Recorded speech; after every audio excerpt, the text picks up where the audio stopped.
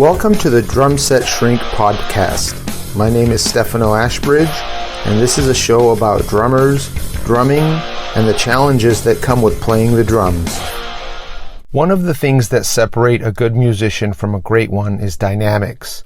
It's more than just how loud or soft you play throughout sections of a song, but dynamic playing involves changes that keep the interest of the listener, even if they're small ones. I'd like to discuss some things that will help you play the drums more dynamically. First, balancing and adjusting the different voices of the drum set when playing, then specific exercises to develop the control it takes to alter the dynamic in your playing. Let's start with some options for the most used parts of the drum set. Bass drum. Most players either play the bass drum with their heels down or their heels up. It's possible to play dynamically using either technique alone, but practicing both will give you more options. For example, jazz drummers will often feather the bass drum, playing it lightly throughout to keep time. This is usually easier done with heels down. On the other hand, playing fast double strokes on the bass drum requires more power, and it's usually easier done with heels up. Multiple strokes on one bass drum are also done using the heel-toe technique, where you start with the heel up and alternate the bass drum strokes between the heel and the toe. Another technique to achieve this is called a slide, where you strike the pedal and slide your foot up the pedal as it rebounds to make the next stroke. Snare drum. A normal stroke on the snare drum is usually done by striking the center of the drum with the stick starting between 6 to 8 inches from the drum head. From there, you can lower the dynamics by playing ghost notes, which are softer strokes with the stick starting 1 to 2 inches from the drum head, or accented notes with the sticks starting between 10 to 12 inches from the drum head.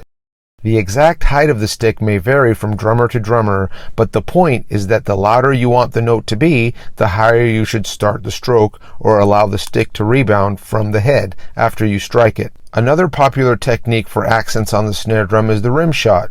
Rim shots are when you play the head and the rim of the drum with one stick at the same time.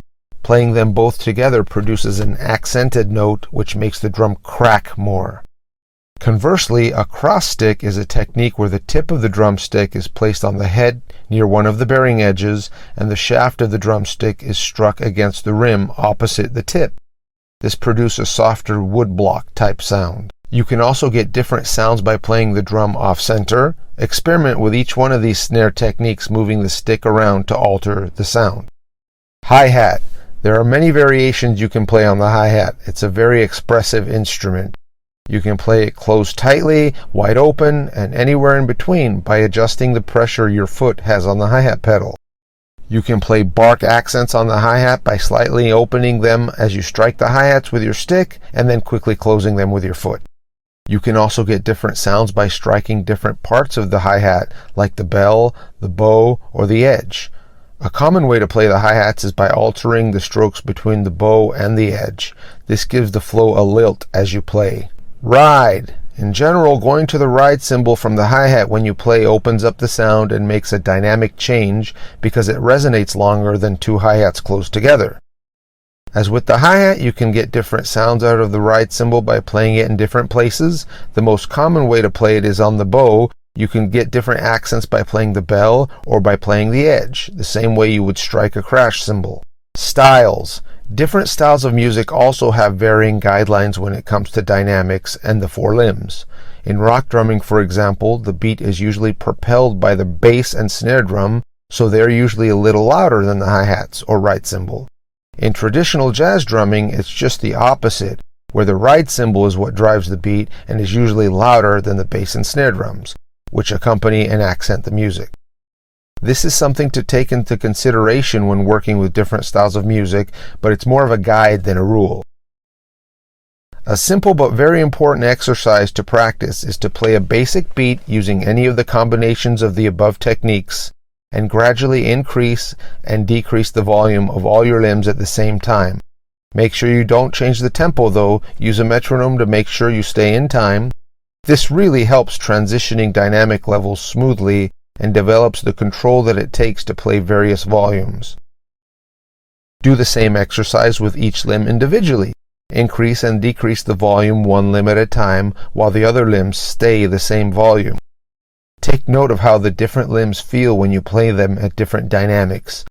You want to make sure you're not increasing tension as you increase volume. Tension prohibits speed and control. You can also do the above exercise with fills. If you're going from a quiet section to a louder section, the fill you use needs to increase in volume appropriately. Start by playing a 16th note snare roll and increase and decrease the volume. Again, use a metronome to stay in time. Once you feel comfortable with that, do the same thing with more complicated fills. It takes some time to master these techniques. Practice each of them separately to make sure you're comfortable with them before you incorporate them into your playing. Also, listen to a variety of music to see how all these techniques are used. Thanks for listening. You can find me at drumlessonsinla.com. My name is Stefano Ashbridge. Until next time.